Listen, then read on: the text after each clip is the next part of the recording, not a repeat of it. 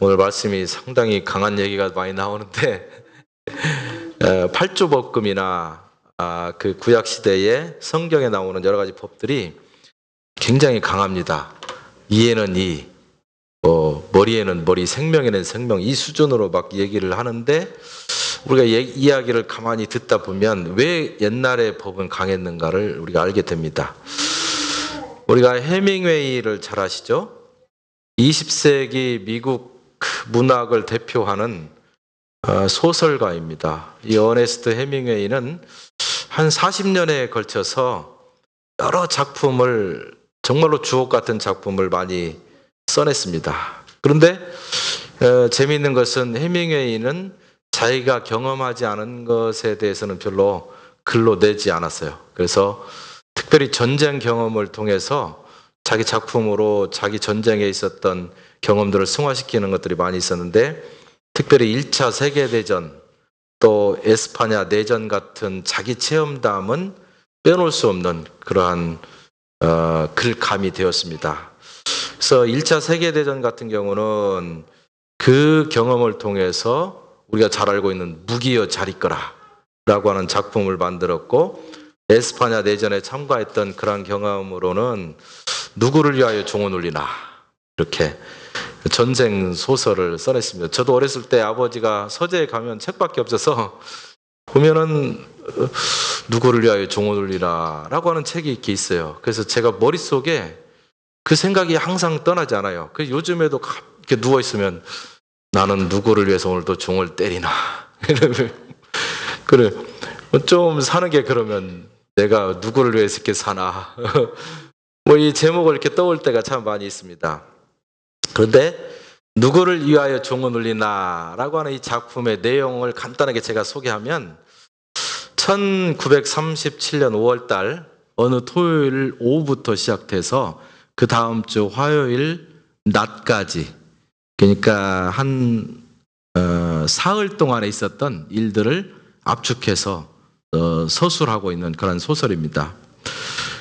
스페인 내란에 참전 중이었던 미국인 한 대학 교수가 있었는데, 로버트 조던이라고 하는 사람입니다. 이 사람이 상부의 밀병을 받아서 파시스트 프랑코 군을 대항해야 되는데, 이 파시스트 프랑코 군이 전략적인 요충지로 사용하고 있는 교량을 파괴하는 임무를 이 공화군이 관할을 하게 되는데, 이 공화군의 지령을 받아서 특수요원으로 사실은 그곳에 파병되게 됩니다. 그런데 이 젊은 미국 청년이 자기가 임무를 수행하고 있는 그런 짧은 기간 동안에, 한 나흘간의 그 짧은 기간 동안에 그곳에 있었던 때가 전혀 묻지 않았던 순진한 시골 처녀 마리아라고 하는 시골 처녀를 만나게 되고, 그를 좋아하게 되고 마음이 그에게 끌리는 과정이 아주 상세하게 그렇게 나와 있습니다. 그래서 그 소설, 영화로도 되어 있죠. 그래서 이 소설을 쭉 읽다 보면 긴박한 전쟁의 상황 속에서도 아주 순수한 사랑이 불타오르는 그런 내용이 아주 잘 나와 있습니다. 해밍웨이 작품이 갖고 있는 특징이에요. 그래서 무기여 잘 있거라. 무기여 잘 있거라는 조금 이 네거티브한 관점이 있습니다. 젊었을 때 썼고, 이게 누구를 위하여 종을 울리라는 후반기에 썼는데, 후반기에 썼던 이 작품은 상당히 긍정적인 입장으로 현실을 바라보고 있고, 첫 번째 작품은 굉장히 부정적인 시각으로 비관적으로 그 작품을 해석해야 되는 것을 보게 됩니다. 이 작품의 제목은 어디로부터 따왔냐면, 17세기 영국의 시인이었던 존 don이라고 하는 사람이 있는데, 이 사람의 시 중에 이런 내용이 있습니다. 인간은 상호 의존해서 살아간다. 그러므로 저 종은 누구를 위하여 울리나 라고 묻지 말라. 종은 그대를 위해서만 울리는 것이다 라고 하는 그런 식구가 있는데, 그것에 감명을 받아서 제목을 붙이고 자기 전쟁 경험을 통해서 결국 이 소설을 쓰게 된 것입니다. 때로 인간의 희생적 죽음이라고 하는 것이 사랑하는 사람을 위해서 또는 소중한 이념을 위해서는 필요할 수도 있다. 그래서 어떤 한 사람이 희생을 하는 가치가 그냥 그 사람이 세상에서 떠나갔다, 아주 불쌍하다, 안 됐다 이 정도로 끝나는 것이 아니라 어떤 때는 어떤 한 사람의 희생의 가치가 정말로 자기가 좋아하는 사랑하는 사람을 위해서 그리고 자기가 신봉하고 있는 이념을 위해서는 의미가 있는 일이 될 수도 있다. 이런 긍정적인 평가를 합니다. 그래서 이 전반적인 내용에 보면 주인공이 반파시즘적인 그런 실천이 강한 그 대응을 현실에 그렇게 대응을 하면서 청순한 소녀와 사랑에 빠지고 뭐 이런 내용들이 아주 진하게 깔려 있는 그런 작품입니다. 그 이야기 제목도 그렇지만은 그 이야기를 통해서 우리가 느끼는 것은 사람이라고 하는 것은 나만을 위해서 또 내 목숨만을 위해서 그것이 최고 가치라고 꼭 사는 것은 아닐 수 있다.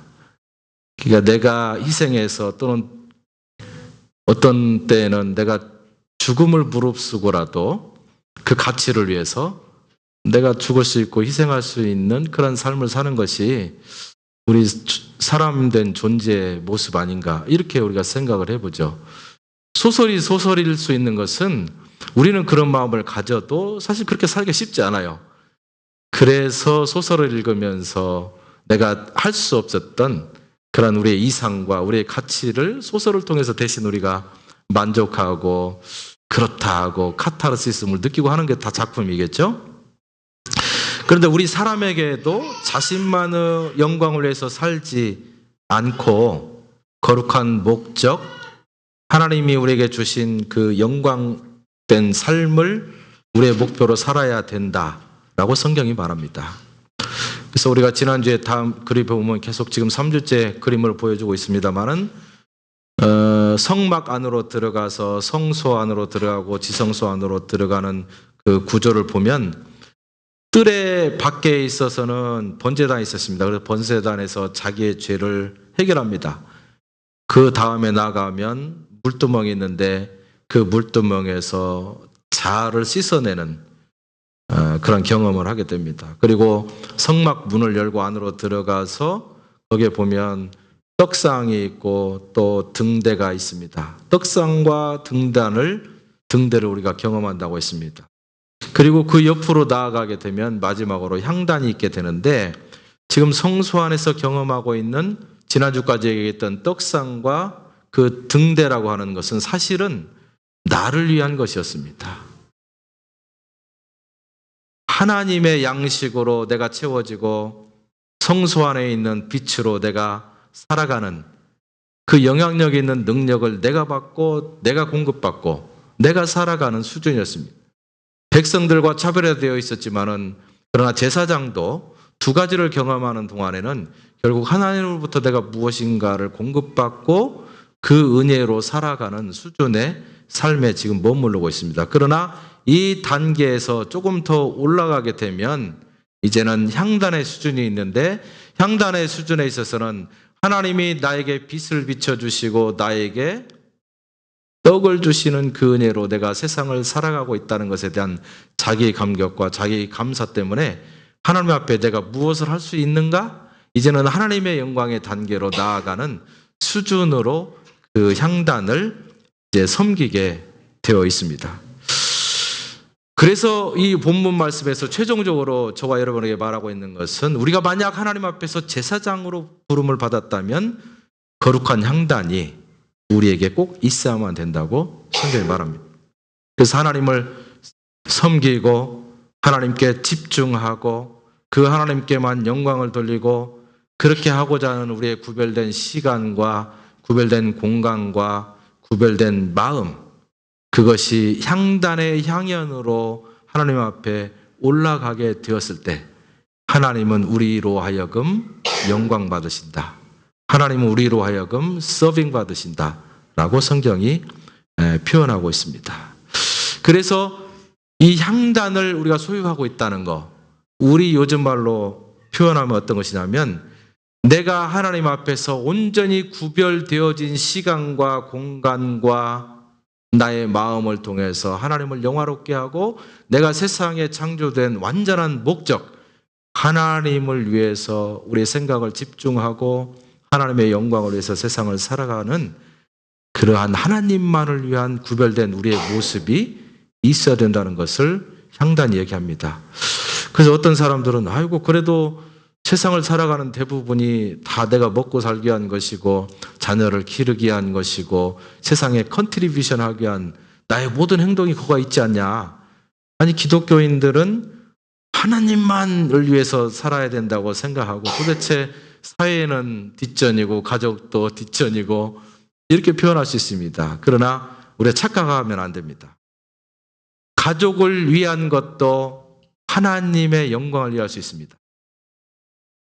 비즈니스에 최선을 다하는 것도 하나님의 영광을 위한 수준으로 할 수가 있어요. 관점의 차이예요. 하나님이 나에게 주신 사명을 감당하기 위해서 내가 어떻게 가족을 섬기고 있는가? 그것을 감당하기 위해서 내가 어떻게 비즈니스를 운영하고 있는가? 내가 상대하고 있는 모든 사람과의 관계를 통해서 하나님이 어떻게 영광을 받으실 수 있는가? 내가 살아가고 있는 삶의 현장이 잘못 생각하면 이게 세상이고 이것은 하나님과 관계없는 것처럼 느껴지지만 하나님은 그렇게 말하지 않습니다. 내가 너에게 보낸 세상 속에서 그 세상 속에서 네가 살아가면서 하나님의 영광을 드러낼 수 있는 의식 수준이 높은 제사장의 수준으로 그곳에서 제사장의 직분을 감당해야 된다라고 성경이 그렇게 말합니다. 여러분 가운데 지성소에 향단이 있습니까? 어떤 사람은 나는 신비 체험했습니다. 나는 성령의 역사를 믿습니다. 이렇게 얘기하면서 나는 지성소의 향단을 체험하고 있다고 말하는 사람들도 있습니다. 여러분, 백성들도 신비 체험은 다 합니다. 그래서 광야에 40년 동안 대부분의 백성들이 하늘로부터 내려오는 신령한 만나를 먹었다고 했습니다. 그것을 그냥 만나라고 말하지 않냐고 신약성경에서 해석하기를 그것은 신령한 음식이었다 이렇게 얘기합니다. 왜 신령한 음식이었습니까? 상상할 수 없는 40년 동안에 내가 먹어야 될 일용할 양식들이 하늘로부터 공급되어졌는데 그 하늘로부터 공급되어지는 그 중심에 누가 있었느냐? 하나님이 있었어요. 하나님이 때때마다 하루 지나면 또 만나를 내주시고 하루 지나면 만나를 내주시고 그러니까 하늘로부터 내려오는 그 음식 신령한 만나를 바라볼 때마다 이스라엘 백성들은 신비 체험을 했습니다. 여러분 생각해 보십시오. 오늘 아침에 배가 고픈데 바가지 만들고 밖에 나가면 하늘에서 떡이 뚝뚝 떨어지고 삼겹살이 막 떨어지고 얼마나 신비스럽습니까? 이스라엘 백성들은 40년 동안이나 그런 신비 체험을 했습니다. 그러나 특이한 점은 끊임없이 하나님을 경험하고 신비스러운 체험을 했음에도 불구하고 이스라엘 백성들은 하루도 빼지 않냐고 그 입술을 통해서 하나님을 원망했습니다. 나는 부족합니다. 이 신비스러운 음식이 이제는 물립니다. 이가 갈립니다. 아이고 질립니다. 뭐 다른 거 없습니까? 네. 그러니까 메추라기를 이제 고기를 주십니다. 고기도 몇 번 먹으니까 이가 끼고 도저히 맛이 없습니다. 다른 거 없습니까? 여러분 백성들이 신비 체험하는 수준은 무엇인 줄 아십니까? 끊임없이 하나님을 향해서 원망하고 불평해도 하나님은 그 다음 날 분명 똑같이 만나를 내리시고 메추라기를 주셨습니다. 어떤 의미가 있습니까? 광야에서 하는 신비 체험의 수준은 어린아이의 체험의 수준이라고 하는 사실이에요. 여러분들께 어린아이들에게 젖을 물리고 그 다음에 아주 어린아이들이 먹는 음식을 주고 할 때 안 먹는다고 울고 맛없다고 짜증내고 밥그릇을 뒤집어 엎어도 부모는 어떻게 합니까? 그래도 그렇게 하는 행동 자체가 몸이 건강하니까 밥그릇 뒤집는다 생각하고 즐거운 거예요. 기쁜 거예요. 그래도 머리 쓰다듬으면서 먹이고 입히고 끊임없이 합니다. 왜 그렇습니까? 그 아이가 아직 어리기 때문에, 내가 이렇게 해주지 아니하면 그 아이가 살아날 수 없기 때문에 그 수준으로 내가 맞춰주는 것입니다. 바로 일반 백성들이 경험할 수 있었던 신비 체험은 그 수준이었어요. 만나를 먹으면서 메추라를 먹으면서 끊임없이 신령한 음식을 통해서 하나님을 경험했지만, 그러나 그들의 입술을 통해서 결코 제사장의 수준의 언어가 나오지 않았고, 제사장의 수준의 빛을 바라보지 못했고, 제사장의 수준의 떡을 먹지 못했고, 제사장 수준의 향단을 경험하지 못했습니다. 그럼에도 불구하고 이스라엘 백성들은 하나님을 눈을 뜨고 볼 수 있었습니다. 그러나 오늘 성경에서 말하고 있는 향단 수준은 무엇이냐면, 절대 너희는 그럴 수 없다. 이스라엘 백성들의 수준은 나를 원망하고 불평해도 괜찮았지만 너희들의 수준은 다르다. 그 향 안에 다른 향 불을 켜면 그 자리에서 너는 아웃이다. 네. 그 향로 안에 있는 불을 잘못 사용하면, 잘못 사용하는 순간 그 제사장직으로부터 박탈되고 이스라엘로부터 영원히 끊기게 되는 그런 아주 정확하고도 아주 지독한, 구분된 명확한 법을 하나님께서 제시하고 있는 것을 보게 됩니다. 그래서 하나님 앞에 놓여져 있는 그 향로를 다른 목적으로 사용할 수가 없었고, 그냥 하나님께서 말씀하시는 그 수준으로 100%로 그렇게 순종하지 않으면 절대 하나님께서 더 이상 은혜를 주지도 않았을 뿐만 아니라 은혜에 참여할 수 있는 자리로부터 순간적으로 박탈시키는 그러한 때가 바로 제사장이 되는 순간이라 이렇게 얘기합니다.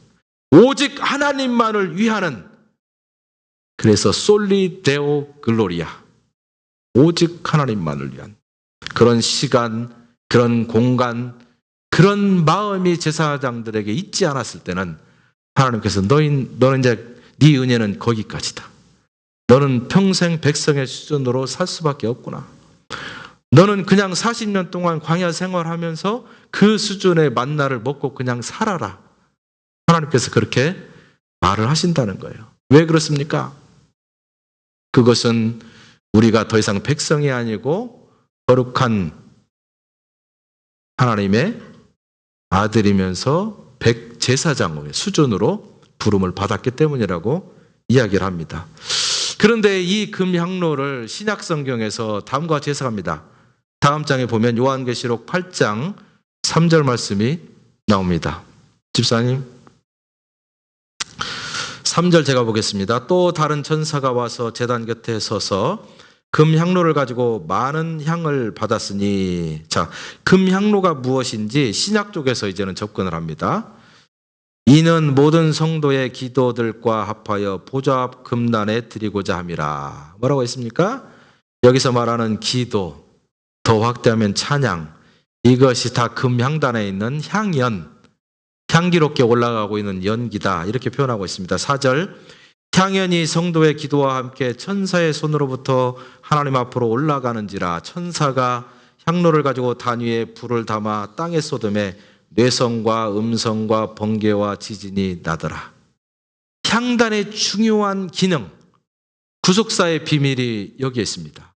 하나님의 계획과 통치가 땅에 있는 성도들이 향연을 주께 올리고 있을 때 천사가 금향로를 가지고 와서 우리가 올려보내는 그 성도의 향연을 가득 담아가지고 하늘로 올라갈 때, 그 분량이 채워졌을 때 그것을 땅에 쏟으면 하늘에서 재앙이 쏟아지기도 하고 번개와 지진이 나기도 하고, 다시 채워서 또 쏟으면 하늘의 역사가 움직이기 시작하더라. 이것이 금향로가 갖고 있는 중요한 구속사의 비밀입니다. 이것이 의미하는 바가 무엇입니까? 구속사는 사람을 통해서 이 땅을 다시 회복하겠다라고 하는 하나님의 계획이라고 하는 사실이에요. 하와가 옛날에 선악과하고 맞바꿔 먹었던 거, 아담이 헌신자처럼 버려버렸던 거, 그것이 무엇이었습니까? 바로 하나님의 영광이었어요. 그러나 마지막 예수님의 보혈로 거듭난 아담의 후손들이 하나님을 만난 다음에 하나님을 신뢰하고 이 땅에서 하나님의 기준대로 살겠다고 결단하고 이제는 그 향로 앞에서 나의 기도와 나의 찬양을 통해서 향연을 가득 채우게 됐을 때 천사들이 그 향연을 금향로에 가득 담아서 하늘로 가지고 올라가면 하나님이 그 담겨져 있는 그 향연을 땅에 쏟으면서 하나님의 구속사의 역사를 진행해 나간다는 거예요. 지진을 일으키고 음성과 번개를 일으킬 수도 있습니다. 세상을 심판할 수도 있고 세상을 판단할 수도 있어요. 동시에 하나님께서는 그 부으면서 하나님의 구속사역에 있어서 중요한 구속의 역사를 진행해 나가신다라고 하는 사실이에요.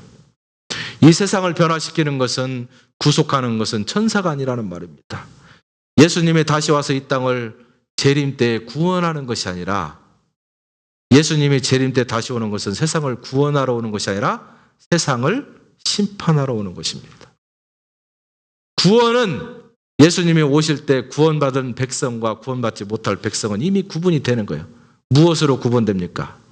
내가 하나님 앞에서 제사장으로 바로 살았는지, 내가 하나님이 원하시는 기준대로 바로 서 있는지, 내가 예수 그리스도를 나의 주로만 확신하고 믿고 그를 순종해서 평생을 살아왔는지 라고 하는 그 기준이 내가 구원받을 수 있는 조건이 되어서 예수님이 재림하는 그 순간 우리는 구원의 대열에 이미 끼는 것입니다.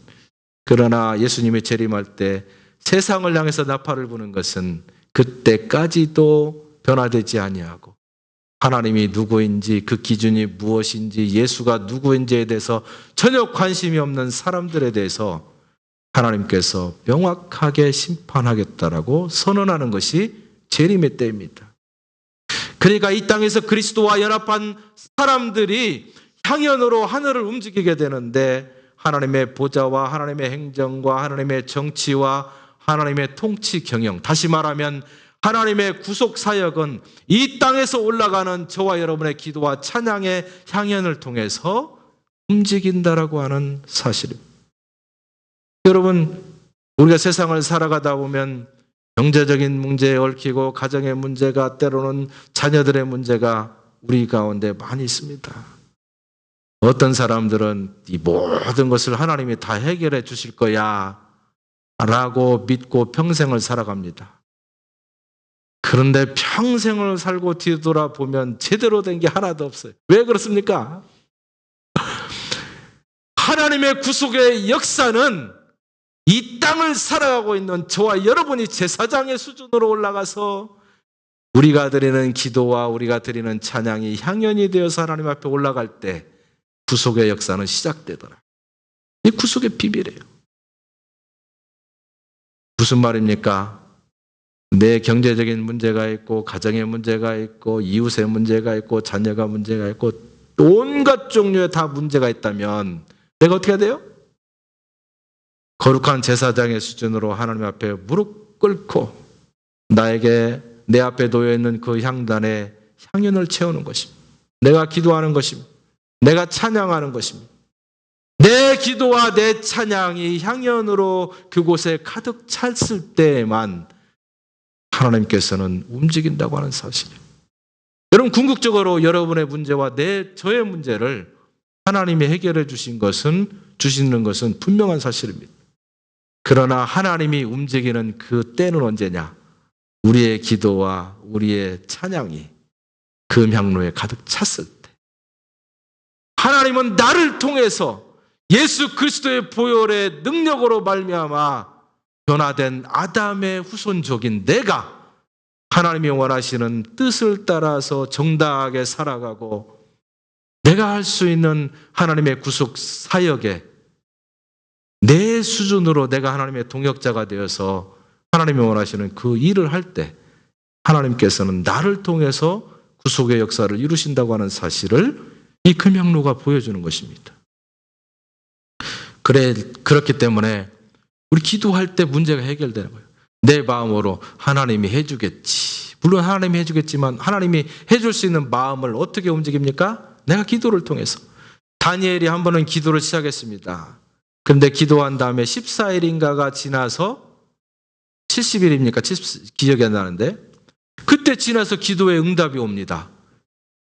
나중에 알고 보았더니 다니엘이 무엇을 위해서 기도해야 될지를 하나님이 이미 아신 거예요. 그래서 하나님은 다니엘이 무릎 꿇는 순간 하나님의 응답은 이미 거기서 떨어졌어요. 그런데 그것이 다니엘 앞에 응답으로 나타나기까지 그 시간이 걸린 거예요. 속도가 느려서 그런 것이 아니라 그 시간이 되어야 그 응답이 와야 가장 좋다는 것을 하나님께서 아시니까 이미 응답은 했지만 가장 적합한 때에, 하나님의 때에, 하나님의 카이로스에 바로 그 순간에 응답이 떨어지는 것입니다. 네. 그래서 우리의 기도와 우리의 찬양은 하나님이 준비하고 계시는 나의 기도 제목에 대한 응답의 열쇠입니다. 아무리 내 소원이 많고 내가 하나님이 이거 해줬으면 좋겠다라고 하는 수많은 복잡한 생각으로 가득 차 있다 할지라도 내가 하나님 앞에 무릎 꿇고 능동적으로 기도하면서 그 문제를 위해서 눈물을 흘리지 아니하면 하나님이 나에게 응답하실 수 있는 루트가 없어요. 루트가. 뭐 근거가 있어야 하나님이 주시지 않겠습니까? 바로 그런 것이 지성소 안에 있는 향연을 담고 있는 향단이라고 하는 사실입니다. 그래서 우리가 드리는 기도와 찬양이 금향로에 가득 찼을 때 천사가 그걸 가지고 올라가면 하나님의 역사가 시작되는데, 그러니까 거기에 가지고 가는 그 향연이 가짜이거나 아니면 한 번도 우리가 무릎 꿇어보지도 아니하고 한 번도 찬양해 보지 않았기 때문에 전혀 향연이 차 있지 않았거나, 그럼 어떻게 됐습니까? 결코 문제가 해결될 수 있는 소지가 없다는 사실. 그러니까 제사장만이 이 일을 할 수 있고 하나님의 요구가 무엇인지, 하나님의 기준이 무엇인지, 하나님이 기뻐하시는 방법이 무엇인지를 알아서 나의 생애를 온전히 구별시켜서 하나님 앞에 그렇게 놓겠다라고 하는 결단하는 그 사람, 그 수준의 제사장들만 행할 수 있었던 일이니까 여러분, 저와 여러분이 제사장의 수준으로 서 있다는 것이 복입니까? 제한적입니까? 복이에요. 예. 백성의 수준으로는 절대 경험할 수 없었던 그 하나님의 구속사의 사역의 동역자가 되는 중요한 키가 바로 여기 있습니다. 놀랍지 않습니까? 우리를 하나님의 구속사역의 동역자다. 하나님 이렇게 말합니다. 너는 나의 종이다 라고 말하면서 둘로스라고 하는 단어를 쓰지만 서신서로 가면 갈수록 하나님께서는 저와 여러분을 그냥 아무 의미도 없이 그냥 명령에만 100% 복종하는 종의 수준이 아니라 동역자. 내가 생각한 것을 하나님께 아뢰고 하나님이 생각하는 것을 나에게 얘기하고, 그래서 우리의 수준이 제사장의 수준으로 쭉 올라가면 그 옛날에는 너 이렇게 해라 저렇게 해라 했지만 요즘에는 야 이렇게 하는 것이 어떠니? 너 생각은 어떠냐? 물어보는 거 하나님이. 그래서 우리가 높은 수준의 제사장이 되면 하나님의 뜻을 알아서 하나님 뜻대로 하시지요. 뭐 그러십니까? 이렇게 나오는데 아직도 수준이 안 돼가지고 하나님이 어떻게 하면 좋겠냐 그러면 제 생각에는요 이렇게 딱 이렇게 하면 됩니다. 하나님 저만 믿고 따라오세요. 이래 되는 거예요. 똑똑한 것 같고 잘난 것 같지만은 그러나 하나님 편에서 보면 이게 베이비가 내가 내 손바닥에 있는데 지가 잘났다고 다 해버린 거예요. 그래서 여러분, 성숙한 사람, 지성소의 떡상과 그 등대와 향단을 경험하는 제사장의 수준은요 하나님 앞에 나아가서 머리를 숙일 줄 아는 겸손한 사람입니다. 왜 그렇습니까? 하나님이 나를 창조했을 뿐만 아니라 나를 세상 가운데 보내고 나에게 세상에 보낸 분명한 의미가 있다고 하는 사실을 나에게 알려줬다는 것을 내가 알기 때문에 그것을 인정할 수밖에 없고 그것을 내가 받아들일 수밖에 없기 때문에 그 하나님 앞에 머리 숙일 수밖에 없는 것입니다. 고린도전서 3장 9절 말씀에 보니까 우리는 하나님의 동역자들이요 라고 표현되어 있습니다. 하나님의 구속사에게 동역자 일을 우리가 이 땅에서 한다는 것이 참 놀라운 일입니다. 4차원적인 역사에 3차원적인 삶을 살아가는 저와 여러분이 4차원에 계시는 그분과 동역자가 된다는 것. 놀라운 비밀입니다. 그래서 많은 사람들이 너의 신앙을 좀 프루브 해봐라. 도대체 증거를 대봐라. 도대체 너희들이 믿고 있는 그것이 어떤 것이냐? 뭐 보여지게 좀 해봐라. 라고 하는 말 자체가 어리석은 거예요. 4차원에 돌아다니고 있는 그 구속사역의 역사를, 그분의 존재를 3차원의 수준으로 끌어내려서 우리가 증명해보라고 하는 것이 말이 안 되는 거예요. 과학이라고 하는 것이 굉장히 수준 높고 의식 있는 것 같지만, 그러나 과학의 수준이 3차원이라는 것을 우리가 인식한다면 과학의 수준으로 해결할 수 없는 단계가 바로 신앙의 단계예요. 그래서 여러분이 신앙의 단계를 의식 수준으로, 우리의 논리와 이성으로 과학적으로 해결할 수 없는 것들이 있다면 기뻐하십시오. 여러분은 진정한 신앙의 단계를 누리고 있는 것입니다. 그런데 어떤 사람은 과학이 정말로 대단하다고 생각하기 때문에 그것에 맞추어서 계속 이야기하라고 설명을 합니다. 그리고 이야기가 되지 않고 설명이 되지 않고 내가 증거를 댈 수 없을 때 기가 팍 죽어요. 없는가 보다. 과학의 맹점이자 장점이 그것입니다. 눈으로 보여진 것만 있는 것입니다. 그러나 성경이 말하고 있는 것은 눈으로 보는 것만을 믿는 사람을 불신이다. 보이지 않는 것을 있는 것처럼 믿는 것을 믿음이라. 우리는 보이는 것을 믿는 과학의 수준으로 나가는 사람들이 아니라 보이지 않는 것을 있는 것처럼 믿는 4차원의 삶을 인정하는 신앙의 사람들입니다. 여러분, 정신을 똑바로 차리십시오. 똑바로 차리세요. 4차원의 수준을 3차원으로 어거지로 끌어내리려고 하지 마시고, 내가 바라보고 있는 그 기준에 그것을 넣지 못했다고 해서 없는 것으로 착각하는 그런 수준의 생각을 하지 말라는 거예요. 그래서 백성들이 하나님을 경험하는 수준이 무엇인가? 그 단계를 뛰어넘어서서 백성들이 경험할 수 없는 성소 안에 들어가서 향단에 우리의 기도와 향연을 체험으로 하나님의 보좌를 움직이는 하나님의 동역자로 내가 서 있는가? 여러분, 참 우리가 기가 막힌 것을 갖고 있음에도 불구하고 내가 무엇을 갖고 있는지를 몰라서 부끄러워하는 사람들이 얼마나 우리 그리스도 안에, 이 기독교 안에, 우리 교회 안에 많은지 딱합니다. 딱해요. 내가 무엇을 갖고 있는지, 내가 갖고 있는 그것이 얼마나 큰 가치가 있는지, 얼마나 대단한 건지에 대한 상식이 없으니까, 네, 그냥 아무것도 없다고 생각하고 이것이 가짜가 아닌가 생각하기도 하고 짝퉁이 많은 시대에 혹시 짝퉁 아닌가 생각하기도 하고 다 그런 거 아니겠습니까? 예.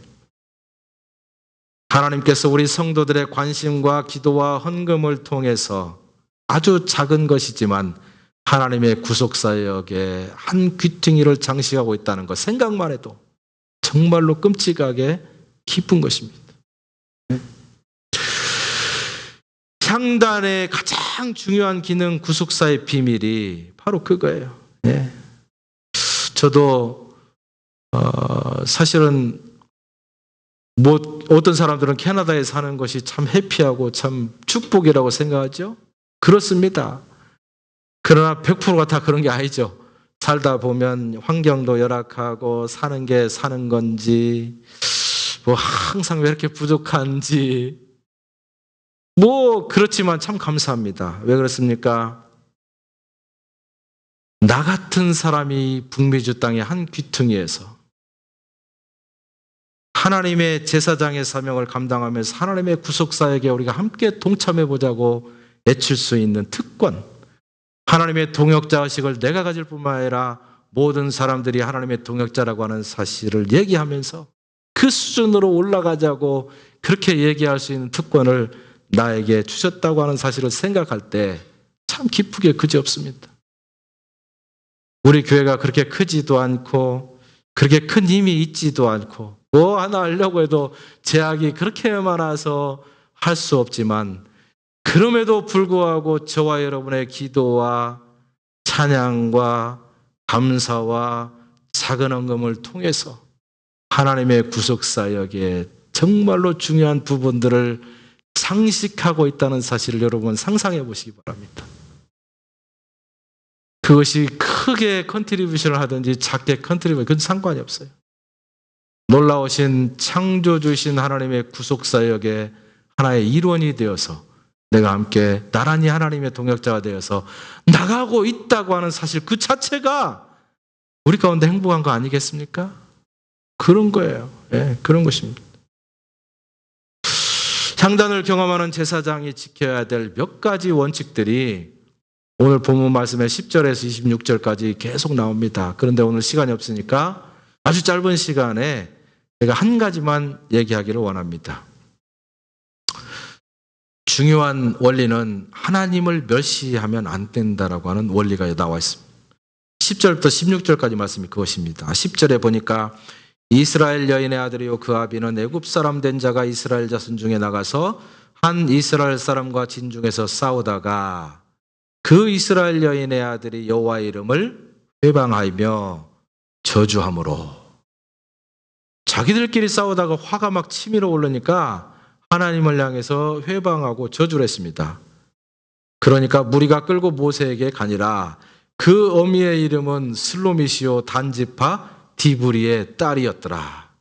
참 자식 하나 잘못해가지고 이 어미가 잘못된 이그젬플로 성경에 지금 이름이 기록되고 있습니다. 하나님께 영광을 돌려야 할 사람이 자기 기분 나쁘다고 하나님을 저주하고 모독을 했더니 이것이 잘못되었다고 생각하는 대부분의 상식이 있는 사람들이, 대부분의 상식이 있는 이스라엘 백성들이 또 잘못했다라고 생각하면서 그를 잡아다가 가두었습니다. 12절에 그들이 그를 가두고 여호와의 명령을 기다리더니 여호와께서 모세에게 일러 가라사대 나를 저주한 사람을 진 밖으로 끌어내어 그 말을 들은 모든 자로 그 머리에 안수하게 하고 온 회중이 돌로 그를 칠지라. 요즘 이렇게 하면 난리 납니다. 무슨 사람이 돌로 치냐. 이때는 법이 강했어요. 너는 이스라엘 자손에게 고하여 이르라. 누구든지 자기 하나님을 저주하면 죄를 당할 것이다. 하나님의 자녀라면 절대로 하나님을 향해서 하지 않아야 될 일이 있습니다. 하나님을 원망한다든가 하나님을 모독한다든가 좀 더 나아가서 하나님을 저주한다든가 농담으로라도 그렇게 하면 안 된다고 하는 분명. 15절에 보니까 여호와의 이름을 회방하면 그를 반드시 죽일지니 온 회중이 돌로 그를 칠 것이라. 외국이 되든 본토인이든 여호와의 이름을 회방하면 그를 죽일지라 이렇게 되어 있습니다. 소위 말하면 동해 보복형 심판입니다. 동해, 똑같은 해를 주어서 이 다음에 보면 이로 이를 부러뜨리면 이를 부러뜨리고 쭉 나와요. 동해 보복형이라고 하는 형을 선고했습니다. 왜 이렇게 했겠습니까? 법을 명확하게 해서 제사장들의 수준을 떨어뜨리지 않도록, 그래서 하나님의 거룩이라고 하는 수준을 지켜나갈 수 있는 그러한 사람들의 수준이 될 수 있도록 하는 하나님의 의도가 거기에 있었습니다. 이런 법조항을 만들지 않냐면 사람이 살아가는 사회는 다 똑같습니다. 네, 어떻게 됩니까? 내 주관과 내 생각과 내 감정과 내 방식으로 일을 처리해버려요. 법이 분명하고 명쾌하고 확실하면 그 법에 의해서 내가 통제를 받고 잘못 행해야 될 것을 내가 행하지 않습니다. 그 어떻습니까? 법이 적당하면 어떻게 해요? 법을 어기고, 그러니까 법이 적당하게 보석금을 내도 풀려난다 그러면, 캐네디언 어떤 젊은 여자분이 저한테 8년 전에 그래요. 캐나다가 못 쓸 나라다. 왜 그런가 했더니 캐네디언들은 사람들의 인격을 너무 존중하기 때문에 누군가를 죽였어도 죽은 사람은 어쩔 수 없고 죽인 사람이 바로 옥에 들어가지만 그런 한 2년 정도 지나면 보석금을 주면 풀려난다. 사람의 인권을 존중한다고 하면서 사람 죽인 것을 너무 쉽게 해결하는 거예요. 사람 죽이는 거 쉬워지는 거예요. 왜 그래요? 2년 반 꾹 참으면 2년만 꾹 참으면 2년 후에 돈 내면 풀리는 거예요. 그러니까 이 캐네디언이 막 화가 나가지고 막 거품을 불면서 얘기를 하는 거예요. 도대체 이 나라가 인권이 뭐냐? 인권이. 법을 강하게 해야 사람 죽이는 일이 없지. 사람 죽여놓고 죽은 사람 말 못하니까 산 사람은 인격적으로 우리가 대해야 되니까 2년이면 풀어준다? 안 된다는 거예요. 그러니까 우리가 사람의 법이 그렇게 허술합니다. 사람을 존중하다 보니까 죽어가는 사람은 막 쌓이게 되는 거죠. 하나님께서는 한 사람의 생명에 대해서 얼마나 소중한 것을 모든 사람들이 다 알고 사람의 생명을 손상시키지 않도록 하기 위해서 이그젬플을 세게 보여준 거예요. 보시오. 그래서 하나님을 회방하고 하나님을 저주하고 그러면 모든 사람은 복을 못 받게 돼 있고 그 사람은 하나님이 결코 용서하지 않습니다.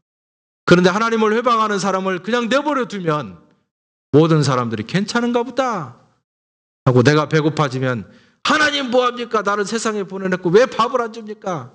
하나님 향해서 요구하게 돼 있어. 그래도 내버려 두면 다른 사람도 옆에서 덩달아서 사사건건 하나님을 향해서 삿대질하고 나서게 돼 있습니다. 그 하나님이 어떻게 해요? 하나님이 이그젬플을 제대로 보여줘서 나를 향해서 모독하고 회방하는 사람은 절대 살려두지 마라. 그러면 처음에 한둘은 그렇게 갈지는 몰라도 사람이 무서운 거구나. 하나님 앞에서 우리가 정당하게 살아야 되겠구나. 그래서 한두 사람의 예를 통해서 수백만 명의 사람들이 구원을 얻게 되는 역사가 있습니다. 그래서 우리가 이 법 자체를 보고 하나님 대단하다. 세상에 자기한테 욕 한 번 했다고 이 사람을 돌로 쳐 죽이라고 하냐. 이런 하나님을 믿는 사람들이 어리석다. 여러분 잘 생각해 보세요. 정말로 사람의 생명이 중요하다는 생각 때문에 법을 엄격하게 해서 다른 사람을 구원하고자 하는 의도가 있었다는 거예요. 근데 세상은 좀 달라요. 세상은 또 사람이 또 통치하기 때문에 법을 강하게 하면 어떻게 해요? 완전 범죄를 하기 위해서 목숨을 죽여요. 그러나 이때는 좀 달랐어요. 이때는 사람과 사람이 하나님 앞에서 서로 법을 지켜나가기 위해서 잘못된 것들에 대해서는 눈 감아 주지는 못했어요. 눈 감아 주면 하나님이 보고 계시니까 내가 그 하나님 앞에 벌 받는다는 사실을 알았기 때문에 서로가 조심하면서 처음부터 끝까지 법을 정확하게 지키고 잘못된 것을 근절해 나갈 수 있었다라고 하는 그런 사실이에요. 이사야 43장 7절에 보니까 사람은 하나님의 영광을 위해서 창조되었다고 말합니다. 그것을 위해 살아가야 될 사람이 자기 충동에 의해서 멋대로 하나님을 모독하거나 욕하면 안 된다라는 얘기가 나옵니다. 무릇 내 이름으로 일컫는 자 곧 내가 내 영광을 위하여 창조한 자를 오게 하라. 그들을 내가 지었고 만들었느니라. 내 영광을 위해서 창조한 자라고 말합니다. 우리가 물컵을 만듭니다. 물컵은 물을 담기 위해서 사람이 만듭니다. 그런데 사람을 하나님이 창조할 때에 우리를 통해서 하나님께서 영광 받으시기 위해서 창조했다 이렇게 얘기합니다. 그래서 우리 기독교의 본질의 기초적인 신앙 가운데 뭐가 있느냐? 우리는 하나님의 영광을 위해서 창조되어진 그런 존재이다. 이 사실을 우리가 인정하지 않으면 기독교 본질 자체가 무너지는 거예요. 그래서 물컵이 물을 담을 수 없는 지경이 되면 폐기 처분입니다. 이사야 43장 21절 내 백성은 내가 나를 위하여 지었나니 나의 찬송을 부르게 하려 함이라. 어쨌거나 나를 통해서 하나님이 찬송을 받으셔야만 창조 목적의 의미가 있다고 하는 사실. 찬송을 드린다는 것은 노래를 많이 하는 것을 의미하지 않습니다. 이와 같은 거예요. 어느 집 자녀가 잘 되었습니다. 그러면 옆에 있는 사람들이 아이고 참 잘 됐네. 그 부모가 고생도 많이 하더니 자식을 통해서 복 받네. 이런 얘기를 하면 그 자녀를 통해서 지금 누가 영광을 받는 겁니까? 부모가 영광을 받는 거예요. 바로 그거예요. 우리가 찬양을 통해서 우리가 기도를 통해서 하나님을 흠양시키고 하나님을 영화롭게 하고 영광 돌린다는 건 뭐냐? 우리가 찬양을 많이 하고 우리 하나님께 영광 하면서 박수를 쳐도 옆에 있는 사람들이 아이고 저 예수 믿는 사람 봐라. 저 봐라. 이렇게 얘기하면 우리의 드리는 찬양이 아무 의미가 없다는 거예요. 하나님은 우리가 드리는 하나님 영광 받으세요라고 하는 그 언어를 통해서 하나님은 주변에 있는 많은 사람들 저거 봐라. 자기 수준은 어떤지 모르고 영광 받으란다. 그러면서 하나님이 모독을 받겠다는.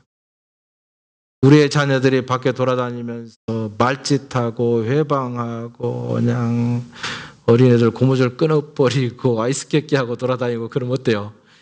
네 엄마 누구야? 네 아빠 누구야? 막 요거로도 말로 하고 겉으로 하는 것이 전혀 아니라 우리의 행실을 통해서 하나님은 영광 받으신다는 거예요.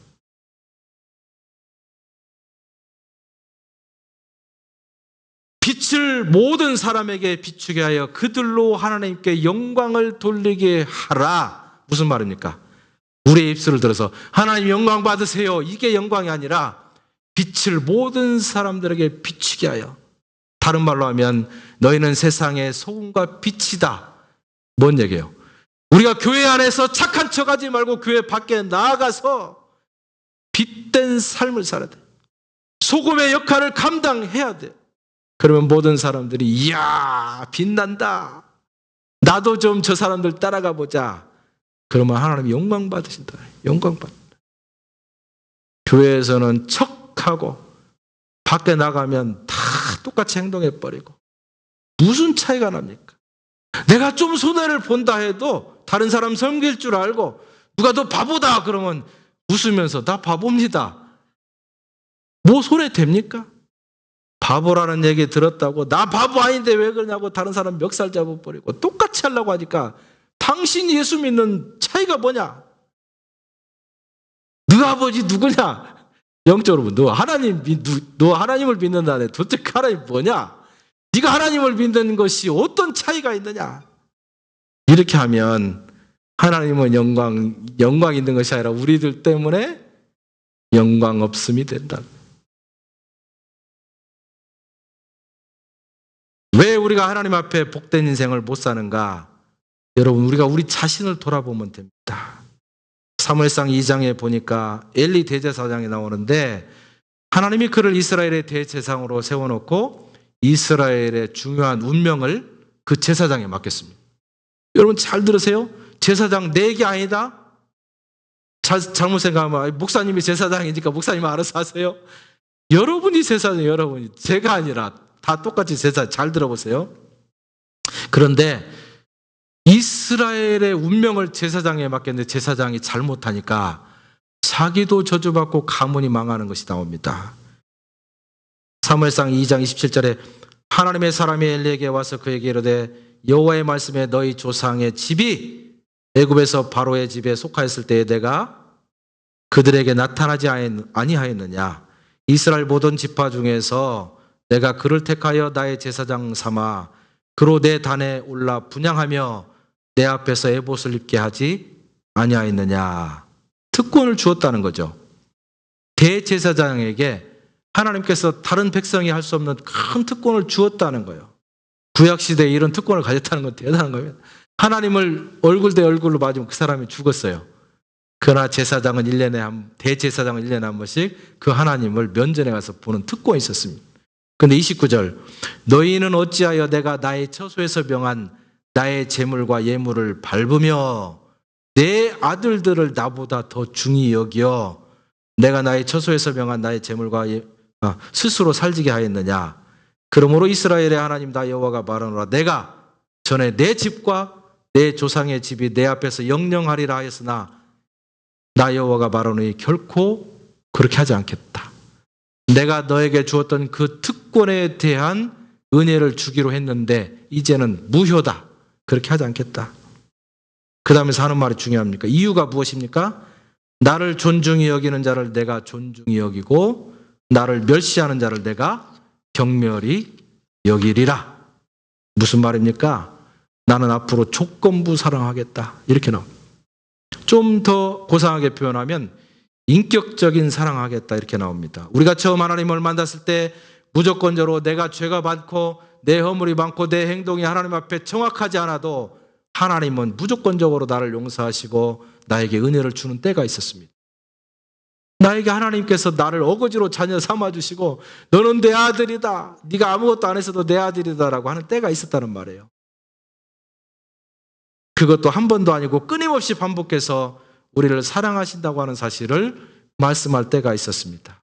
마치 우리가 어린아이를 놔놓고 너는 내 아들이다. 그냥 날마다 똥만 싸고 그냥 울기만 하고 뭘 주면 토하고 그냥 지멋대로 살고 기어가 버리고 밤에 잠 못 자게 울어대고 다 짜증이 나도 너는 내 아들이다.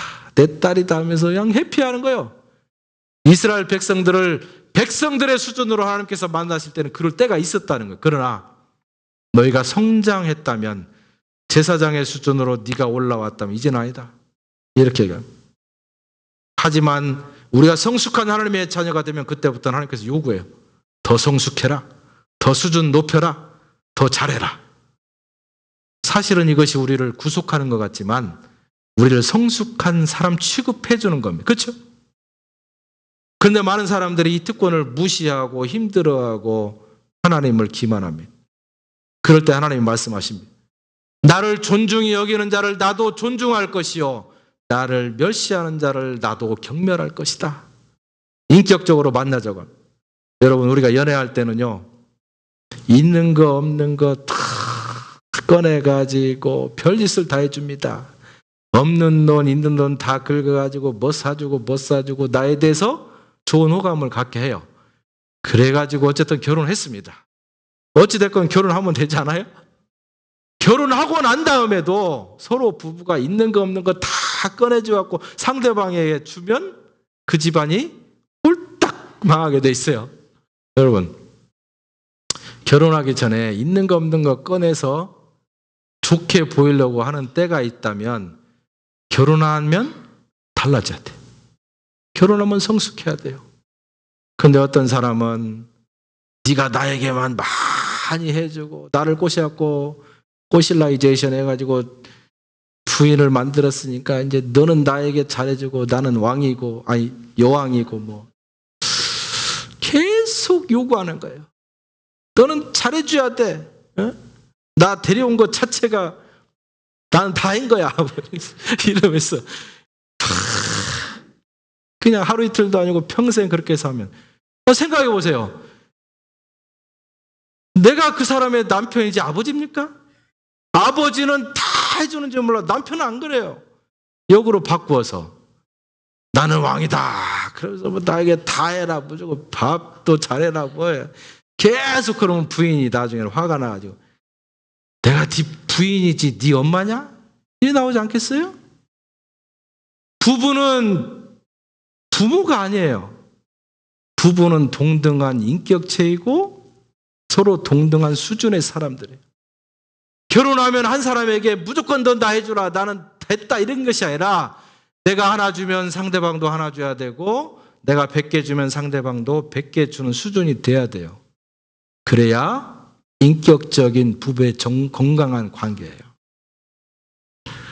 그렇지 않습니까? 그런 거예요. 똑같이 동등하게 줄 수 있는 수준이 돼야 돼요. 어떤 사람은 정신적으로 상처가 있거나 육체적으로 어디가 아프거나 그러면 잠깐 동안 한 사람이 100% 다 해줄 수 있어요. 그러나 평생 그렇게 살면 그것도 안 돼요. 정신적으로 내가 회복이 되고 육체적으로 빨리 건강해져서 동등한 수준이 되어서 당신이 나에게 10개 주면 나도 10개 주겠습니다. 이것이 그냥 비즈니스 관계가 아니라 그런 수준, 동등한 수준, 부부는 동등한 거예요. 동등한 수준으로 와줘야 그 결혼 생활이 의미가 있고 정당한 것입니다. 우리의 수준이 제사장의 수준으로 휙 올라가면 하나님이 이제 내가 너에게 은혜 줬으면 너 은혜 감사할 줄 알아야 된다. 얘기하는 거예요. 내가 내 하나밖에 없는 아들을 세상에 보내서 너희들을 위해서 구원하기 위해서 죽게 했다면 너희들도 목숨 걸고 나를 좀 사랑할 줄 알아야 되지 않겠냐? 이렇게 요구하는 거예요. 그런데 우리 신앙생활하는 사람들 이상한 사람 참 많아요. 하나님을 이용해서 은혜만 받으라. 하나님 뭐 울면서 이것 주세요 저것 주세요. 뭐 나는 언제나 복을 받나요? 막 울면서 하나님이 지금까지 나에게 주신 은혜는 어디로 다 갔습니까? 하나님이 나를 구원하신 것이 은혜가 아닙니까? 꼭 돈으로 뭘 줘야 은혜인가요? 내 자녀가 꼭 잘 돼야만 은혜인가요? 내가 지금 하나님을 내 아버지라고 얘기하는 것 자체가 은혜 아니겠습니까? 그러면 그것에 대해서 내가 감사할 줄 알고, 하나님이 나를 사랑했으면 나도 이제 사랑할 줄 알고, 하나님이 나를 위해서 죽었다는 사실을 내가 인정하면 내가 그분을 위해서 희생하겠다라고 하는 결단 정도는 해줘야 되지 않나요? 이것이 성숙한 신앙이 있잖아요. 그냥 날마다 31절에 보니까 보라 내가 내 팔과 내 조상의 집 팔을 끊어 내 집에 노인이 하나도 없게 하는 날이 이를지라. 기가 막힐 노릇입니다. 최고의 축복을 가진 자, 자기만 복을 받는 것이 아니라 그 대제사장이 손을 높이 들어서 축복하면 모든 백성들이 함께 복을 받았고 그 민족의 운명이 바뀌는 그 높은 수준의 제사장의 축복을 받았는데 그 위치에서 하나님을 향해서 장난치니까 하나님 두려운 줄 모르고 자기 아들이 더 귀한 줄 알고 하나님의 단 앞에서 하나님이 명령한 것을 어기고 하나님의 바쳐지는 재물에 대해서 그냥 자기 멋대로 써버리고 그렇게 하니까 어떻게 됐습니까? 결국 하나님을 멸시하는 것이 되어서 그냥 저주가 임한 것이 아니라 아주 그냥 멸족하는 벌을 받게 됐다라는 것이 바로 34절 내 두 아들 홈리와 비나스가 한날에 죽으리니 그 둘에 당한 그 일이 내게 표징이 되라. 35절 내가 나를 위하여 충실한 제사장을 세우리니 하나님이 너는 이제 끝이다. 광야 백성은 좀 다르잖아요. 조금 잘못하니까 너 이제 끝이야 이렇게 나옵니다. 수준이 올라간 사람들은 조금만 잘못하면 이제 끝이에요. 용서받을 수 있는 그런 수준이 아니에요. 그러면서 어떤 사람을 대신 세웁니까? 내가 나를 위하여 충실한 제사장을 일으키겠다. 그 사람은 내 마음 내 뜻대로 행할 것이라. 내가 그를 위하여 견고한 집을 세우리니 그가 나의 기름 부은 자 앞에서 영구히 행하리라. 저와 여러분에게 주신 제사장의 직분을 잘 감당하면 우리의 영구한 날 동안에 기름 부으심이 있을 줄 믿습니다. 그러나 그 일 잘못하면 나도 형편없게 되고 나 대신 다른 사람 세워져 버리고 나 때문에 내 자손이 복을 못 받고 나 때문에 내 교회가 복을 못 받고 내 민족이 엉뚱하게 되는 거예요. 엉뚱하게 되는 거예요. 얼마나 많은 사람들이 복음을 잘못 이해하는지 몰라. 하나님을 은혜로만 만나려고요. 무조건적으로 우리는 하나님의 사랑 안에서만 살아야 된다. 평생토록 마르고 닳도록 나는 하나님의 은혜, 하나님의 은혜. 여러분 다 맞는 말이긴 하지만 아이들도 6살, 7살이 되면 어떻게 돼요? 부모가 조건을 제시합니다. 너 이제 정직해라. 너 이제 부모 말 잘 들어라. 공부는 네가 알아서 해라. 부모에게 순종해라. 그래서 안 지키면 어떻게 해요? 벌을 줍니다. 그 아이가 미워서 벌을 주는 것이 아니라 그 아이가 제대로 된 아들 되기 위해서 벌을 주는 거예요. 우리 사람은 아무것도 할 수 없다. 죽을 때까지 은혜로만 살아야 된다. 맞는 말이지만 여러분 하나님이 우리에게 은혜 주실 때 내가 거기에 응답하는 진리로 나가야 된다고 했습니다. 하나님이 내게 사랑을 베풀면 나는 거기에 응답해서 공으로 나가야 된다고 했습니다.